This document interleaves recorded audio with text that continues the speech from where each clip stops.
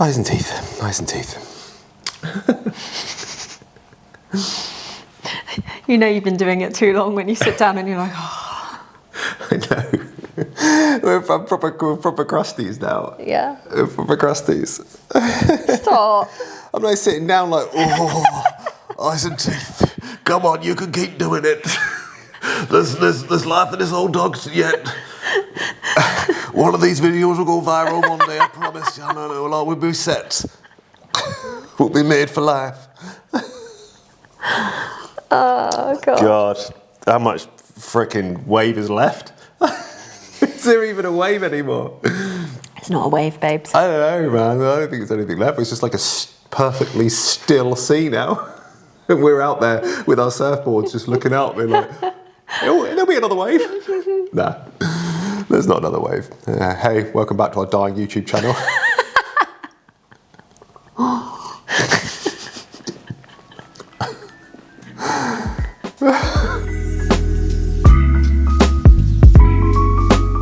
Welcome back to the channel. Hope you're all keeping well. Oh, that's a very old people thing to say. I hope you're keeping well. We've just nearly. Yes. I'll get it out eventually. Give me a minute. It's on the tip of my tongue. Ow. Our house nearly burnt down, which was. It didn't. You're so dramatic. It did. It didn't. It nearly burnt to ashes.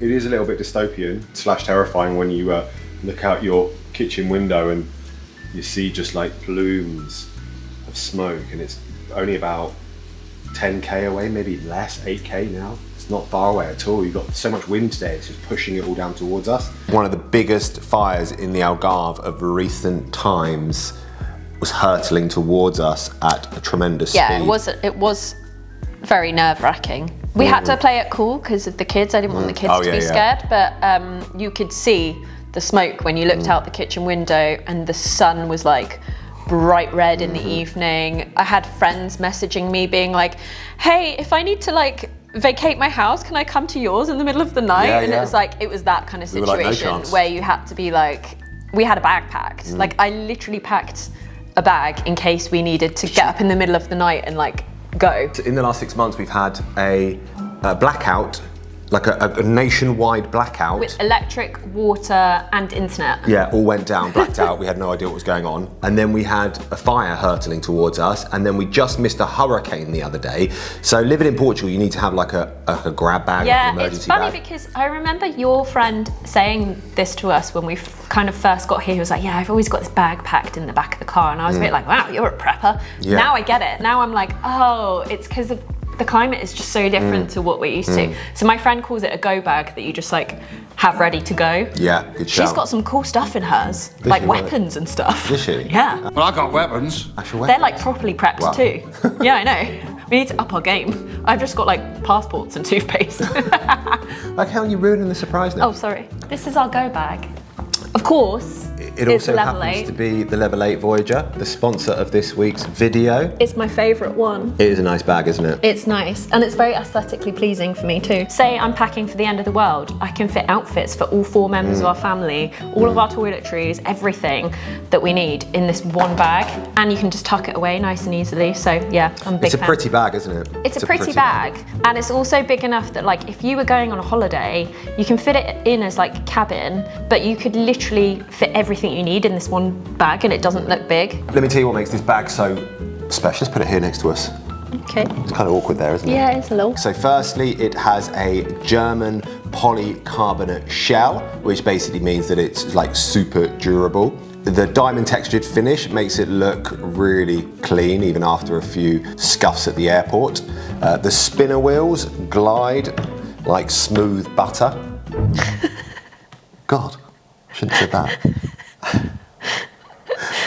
It also doubles up as a ride for your children, and it can take your children, like even the big ones. Kids love riding It's this, like, don't they? it's so durable that both our kids can like ride on this whenever we're like traveling somewhere. They love riding on this. Actually, we have to hide it sometimes, don't we, when we travel, because it's annoying that they love travel, like riding on it so much. It has a like a mesh divider to keep things nice and organised inside. It has an X strap. Stop jumping in. I'm sorry. It has an X strap compression system that keeps everything organised. There's also a TSA approved lock, telescopic handle. That's my favourite. And you wouldn't think, right, that having more surface area on your handle makes such a difference, but it's so much easier to push around. We should do QVC. We should be doing QVC. We shouldn't be doing YouTube anymore. All of the links for the bag and the discount codes and everything like that are down in the doobly-doo. Yeah, so go and check it out. Oh man, I've been bitten by a mosquito on my knuckle. They're quite prevalent. That's not a knuckle, is it? It is a knuckle. Is it? I would call that a knuckle. What's I that don't know. Like there, I've been bitten there. It's really irritating. I need to know what that bit's called now. Well, these are called phalanges. I know they're called phalanges, but that pivot bit there, what's that called? The joint. Finger joint. Nah, we'll have to Google that after we do this video. Well, this has gone downhill rapidly. Anyways, we took our level 8 luggage for a little weekend away in Sagres, which is actually not that far away from us. But since we moved here, I feel like we haven't really, I think we're all just kind of recalibrating over the last few months. We haven't really explored outside of our local area. So we thought we would do a little weekend trip where we just chucked some stuff in the car. Grayson wasn't with us because he's got a better social life than us and he was having a sleepover, a double sleepover, I think, and a pool party situation because that's his bougie little life now. He's definitely thriving out here, isn't he? Yeah. But us three and the dogs went off to Sagres for the day and did a few little bits around Sagres. It's a cool place. I like Sagres. It's I definitely wouldn't want to live there. I really like it It's a bit too windswept for me. I think if you were really good at surfing and really into it, then you would love Sagres a lot more. I really like it. There's a few little spots that I really enjoy going to when we go to Sagres. One of them is the ceramic pottery shop. Oh God, you love the ceramic pottery shop. It is a dream to me. You love it, don't you? I do. I so do into love it. Why do you like this place so much, Pim? I just love pottery. I'm at that age. I know. You like Gurn and stuff. When I look around, you're like, I just love like pretty plates and things, and it's the romance of like buying crockery from Portugal is just. I just find it really romantic, and I really enjoy like having the pieces in the kitchen and bringing them out, and you get the memory of going to the pottery shop and watching your husband scroll his phone while he was waiting for you to pick things. I mean, our plates and our bowls, we've got a next level now. I feel like I've really leveled up my life since I've got those plates and bowls. Yeah, it's nice. And I think, you know, when you're eating every meal pretty much from home, it's it's nice to have it off nice plates. Yeah, it's a good, nice, apparently it's where they supply anthropology, but I don't know if that's true. Somebody And said that. H&M, I think, as well. They've got a bunch of really nice bowl plates from Zara Home when we first got here, and they've got the exact same thing, but as a fruit bowl over there. Yeah. Exactly the same. And what's the other one? Arquette. Okay. Like there's a whole bunch of them. So yeah, amazing. We got this massive, great big like. Actually, you did a little. I did a haul. Should we show everyone your haul? I did a Let's haul. do that. Let's do the haul. I've wanted this lasagna dish since we moved here, and we discovered this pottery shop, but I held off buying it because I kind of wanted it to be a celebration of being settled. Since we had to move 4 times, it seemed really pointless buying a lasagna dish. I love it so much. Lasagna is one of our favourites. I mean, you can just cook pies. I'm going to do a chicken pie in here tomorrow. Chicken pie. And it was €12 and I love it. It looks like something from like Zara Home or something. I absolutely love it. And then we got a set of these bowls. I got 6 of these, but I just love the like scalloped-y bit here. Rufus chose this. Oh, it's Grayson's home. Rufus chose this little cup. What did you choose it for, Roo? Just like milk and stuff? Drinks. The perfect child size cup. I think it's actually an espresso cup, but very cute. Sailors in the olden days used to call this place the last drop in the land before the infinite sea, because they had no idea what was out there. We're talking back in the sort of before the age of discovery, back in the 16th, 18th century. They had no idea what was out there. I mean, this is the most southwesterly point of Europe we're at right now. There's also a famous beer in Portugal called Sagres, which is not made anywhere near Sagres, really. It's just, don't know why they even call it that. It's got nothing to do with the place. We decided to replace our plates that we brought over from England because every single one of them is chipped. I don't love the gloss varnish on this, but I do love that it is terracotta and like speckled, and it's massive.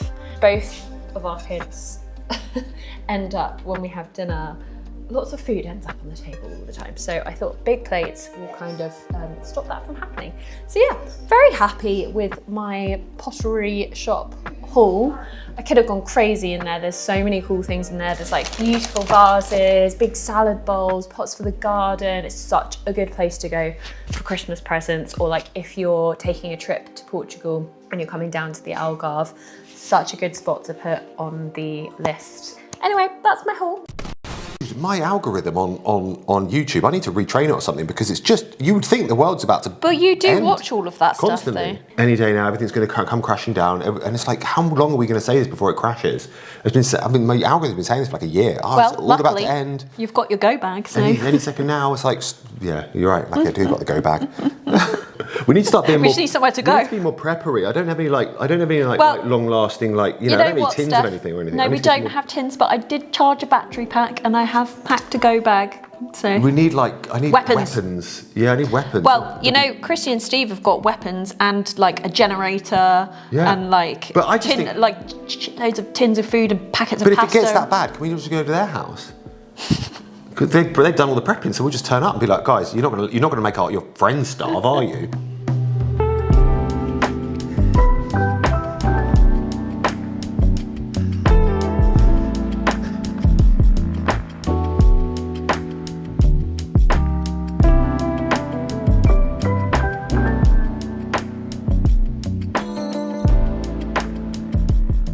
I really respect how Hannah likes to consume stuff, because she's like, you just give me you the hated that about me. No, I like it. You just give me the top line kind of what's going on in the world. But only what's absolutely necessary. But if it's really for me depressing, to know. I don't want to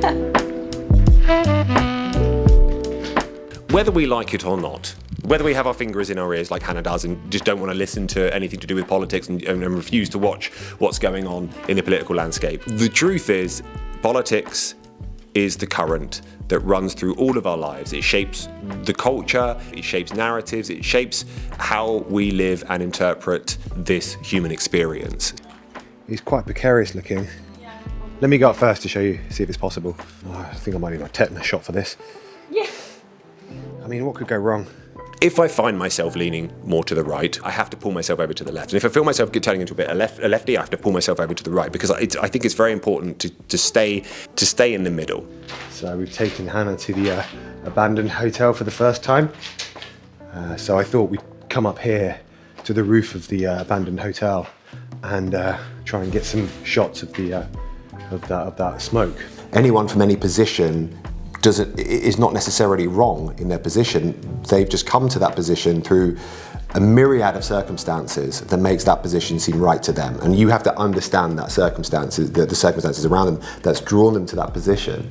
God, that was quite profound. I'm actually quite intelligent. Because I'm not the sharpest tool in the box, the only way I can make sense of a lot of things in this human experience is by stripping away everything, all the platitudes, all the hyperbole, all the slogans, all the noise, and try to get to the core of what's really going on. And with politics, for me, it boils down to something quite simple.